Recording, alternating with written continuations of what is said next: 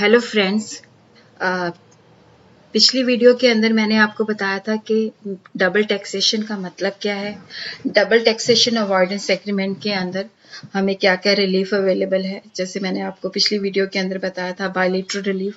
Bilateral relief जो होती है वहां पे हमें मिलती है जब हमारे देश ने दूसरे देशों के साथ double taxation avoidance agreement sign किया होता है। और जब हमारे देश ने कोई एग्रीमेंट साइन नहीं किया होता तो उसके अंदर क्या होता है कि जो रेजिडेंट कंट्री है वो यूनिलेटरल रिलीफ प्रोवाइड करती है सेक्शन 91 के अंदर। और ये यूनिलेटरल रिलीफ लेने के लिए हमें कुछ कंडीशन को सेटिस्फाई करना पड़ेगा।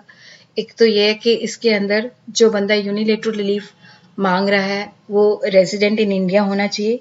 ये यूनिलेटरल रिलीफ की प्रोविजन जो है नॉन रेजिडेंट को अवेलेबल नहीं है।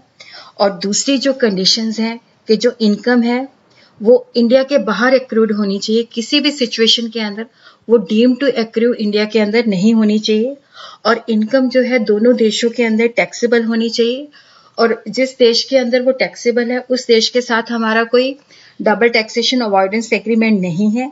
और एसएससी ने वहां पे टैक्स पे किया होना चाहिए किसी भी तरीके से, चाहे वो टीडीएस है, मतलब टैक्स वहां पे पेड होना चाहिए। और रिलीफ जो है डेफिनेटली जो उसको अवेलेबल है वो इंडिया के अंदर जो टैक्स बनता है उसके अंदर से हमने देनी है। अब यह है कि अमाउंट ऑफ रिलीफ हमने कितना देना है। इसके अंदर क्या होता है कि हम average Indian rate of tax के बेसिस पे देखते हैं कि कितना टैक्स बनता है। और जो दूसरा देश है वहां पे एवरेज रेट कैलकुलेट करते हैं, उसके हिसाब से देखते हैं, ठीक है। और फिर हम देखते हैं कि दोनों में से किसकी अमाउंट जो है, किसका परसेंटेज, कौन सा रेट ऑफ टैक्स जो है लेस बनता है, उसके बेसिस पे हमने वो रिलीफ देनी होती है। और अगर दोनों देशों के जो रेट ऑफ टैक्स है वो इक्वल है तो उसके अंदर क्या होता है कि हमने इंडियन रेट ऑफ टैक्स के बेसिस पे उसको रिलीफ देनी होती है। यहाँ पे मैं आपको एक एग्जाम्पल के द्वारा ही समझाती हूँ। मिस्टर रवि है, वो प्रीवियस ईयर के अंदर उन्होंने कुछ पार्ट जो था फॉरेन कंट्री के अंदर कुछ टीचिंग का काम किया था, वहां से उनको सैलरी मिली। और वो सैलरी जो थी वो 4 लाख की थी। और उसके ऊपर वहां पे उन्होंने 30,000 के आसपास टैक्स भी दिया। वो इंडिया के अंदर रेजिडेंट थे। एक तो देखो उनकी इनकम फ्रॉम सैलरी होगी जो 4 लाख हो गई, जो उन्होंने फॉरेन सोर्स से अर्न किए, जहां पे हमारा कोई डबल टैक्सेशन अवॉइडेंस एग्रीमेंट नहीं था।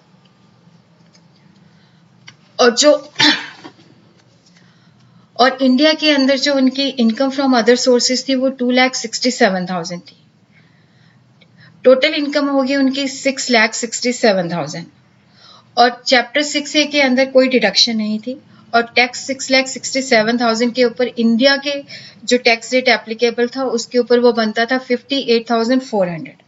उसके ऊपर हमने education cess plus secondary higher education cess at the rate of 3% calculate किया तो वो बना 1,752। टोटल टैक्स जो बन गया उनका 60,152। और जो उन्होंने फॉरेन कंट्री के अंदर टैक्स पे किया था वो 30,000। और इंडिया के अंदर जो टैक्स पेबल है वो 30,000 राउंड ऑफ करके है। अब हमने देखना है कि उसको हमने कितनी रिलीफ देनी है।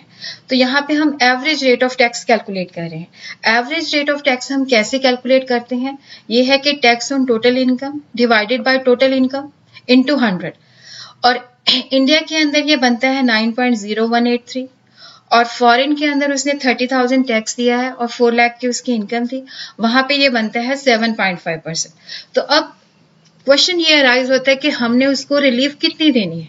अब दोनों के अंदर टैक्स रेट कौन सा है, 7.5, which is lowest of both. तो 7.5% और 4 लाख कितना हो गया, 30,000 हो गया। तो हमने उसको जो रिलीफ देनी है 30,000 की देनी है। उसी तरह ही अगर मान लो हमारा कोई रेजिडेंट है पाकिस्तान के, उसको एग्रीकल्चर इनकम उस प्रीवियस ईयर के अंदर एक्रू होती है या जनरेट होती है तो हमने वहां पे भी उसको जो रिलीफ है जो मैंने आपको ऊपर एग्जांपल से बताया उसी हिसाब से ही देनी है। उसी तरह को रजिस्टर्ड फर्म इंडिया के अंदर है, उसकी कोई फॉरेन इनकम है, और उसके ऊपर हमने टैक्स देना, उसके ऊपर हमने रिलीफ देनी है, कोई फॉरेन से उसको इनकम जनरेट होती है, तो वो भी जो मैंने ऊपर आपको बताया कि जो दोनों में से जो एवरेज रेट जो दोनों में से लेस है, उसके हिसाब से हमने उसको कैलकुलेट करके रिलीफ देनी है। उसी तरह क्या है कि कई बार क्या होता है कि जो डबल टैक्सेशन अवॉइडेंस एग्रीमेंट है, इनकी मिसयूज हो जाती है। जैसे ट्रीटी शॉपिंग का कंसेप्ट है, जिसको फिनांस एक्ट ने 2012 के अंदर अमेंड भी किया है। ये इसके अंदर क्या होता है कि जैसे हमारे दो देशों के साथ एग्रीमेंट है, तो कोई तीसरा जो देश है उसका जो रेजिडेंट है इसका बेनिफिट उठाना चाहता है।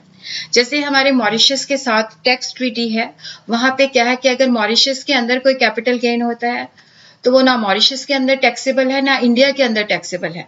मान लो कोई किसी और कंट्री का बंदा जो है वो मॉरिशस के अंदर अपना बिजनेस सेटअप कर लेता है, तो वो उसके बेसिस पे इंडिया के अंदर भी उस टैक्स को अवॉइड करना चाहता है, मॉरिशस के अंदर भी टैक्स अवॉइड करना चाहता है।